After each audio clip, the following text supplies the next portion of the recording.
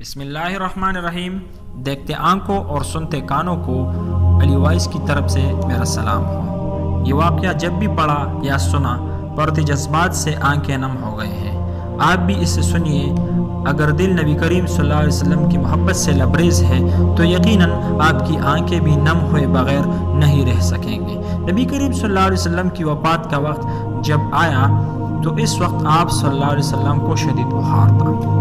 آپ صلی اللہ علیہ وسلم نے حضرت بلال رضی اللہ عنہ کو حکم دیا کہ مدینے میں اعلان کر دو کہ جس کسی کا حق مجھ پر ہو وہ مسجد نبوی میں آ کر اپنا حق لے لے۔ مدینہ کے لوگوں نے یہ اعلان سنا تو آپ صلی اللہ علیہ وسلم کی محبت میں آنکھوں میں آنسو آ گئے اور مدینے میں کوہرام مچ گیا۔ سارے لوگ مسجد نبوی میں جمع ہو گئے۔ صحابہ کرام رضوان اللہ تعالی علیہم اجمعین کی آنکھوں میں آنسو تھے، دل بے چین و بے قرار تھا۔ پھر نبی کریم صلی اللہ علیہ وآلہ وسلم تشریف لائے۔ آپ کو اس قدر تیز بخار تھا کہ آپ کا چہرہ سرخ ہوا جا رہا تھا۔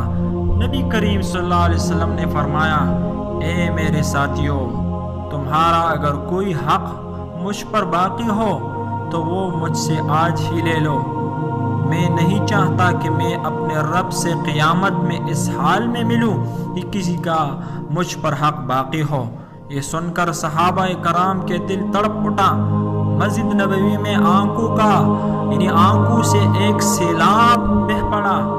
صحابہ کرام رو رہے تھے لیکن زبان خاموش تھی کہ اب آقا ہمارا ساتھ چھوڑ کر جا رہے ہیں۔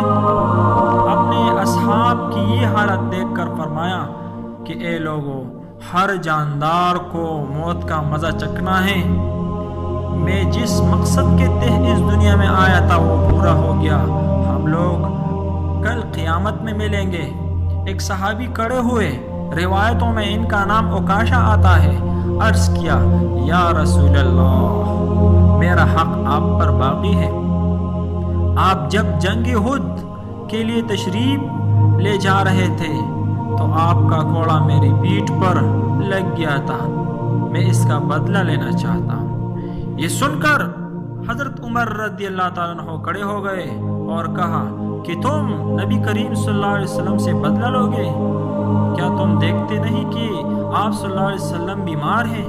اگر بدلہ لینا ہی چاہتے ہو تو مجھے کوڑا مار لو، لیکن نبی کریم صلی اللہ علیہ وسلم سے بدلہ نہ لو۔ یہ سن کر آپ صلی اللہ علیہ وسلم نے فرمایا، اے عمر، اس سے بدلہ لینے دو، اس کا حق ہے۔ اگر میں نے اس کا حق ادا نہ کیا تو اللہ کی بارگاہ میں کیا منہ دکھاؤں گا، اس لیے مجھے اس کا حق ادا کرنے دو۔ آپ نے کوڑا منگوایا اور اس صحابی کے ہاتھ میں تھما دیا اور کہا کہ تم مجھے کوڑا مار کر اپنا بدلہ لے لو۔ اللہ اکبر کبیرہ۔ حضرات صحابہ کرام رضوان اللہ تعالی علیہم اجمعین یہ منظر دیکھ کر بے تحاشا رو رہے تھے۔ حضرت عکاشہ نے کہا کہ اے اللہ کے رسول، میری ننگی پیٹھ پر آپ کا کوڑا لگا تھا۔ یہ سن کر نبی کریم صلی اللہ علیہ وسلم نے اپنا کرتا مبارک اتار دیا اور کہا کہ تم میری پیٹھ پر کوڑا مار لو۔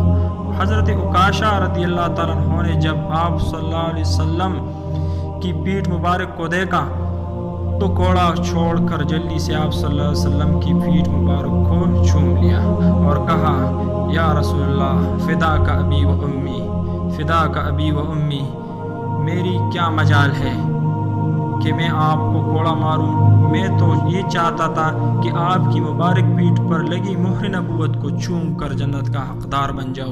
یہ سن کر آپ صلی اللہ علیہ وسلم مسکرائے اور فرمایا، تم نے جنت واجب کر لی۔ سبحان اللہ۔ اے رب کریم، ہمیں بھی نبی کریم صلی اللہ علیہ وسلم سے سچی محبت کا جذبہ عطا فرما۔ آمین ثم آمین۔ نبی کریم صلی اللہ علیہ وسلم کی محبت ناظرین کرام اس چھوٹی سی ویڈیو میں سمیٹنا انتہائی مشکل کام ہے۔ چلیے ناظرین، ملتے ہیں ایک نئی خوبصورت ویڈیو کے ساتھ، تب تک کے لیے اپنا ڈھیر سارا خیال رکھیے گا۔ اجازت چاہتا ہوں۔